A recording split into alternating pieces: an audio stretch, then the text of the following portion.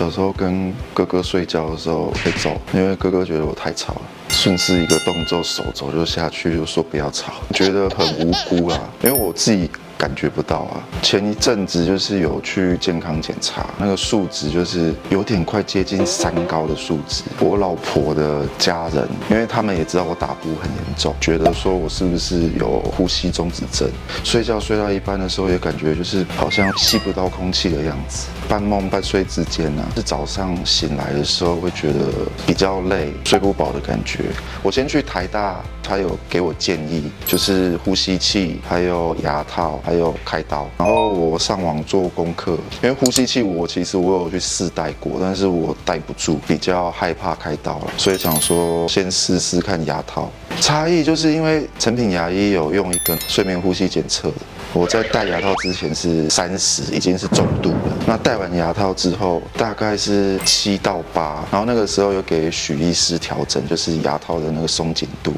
就是有调在稍微再紧一点点。然后一调整完之后，那个呼吸中止的指数就变成0，就是还蛮神奇的。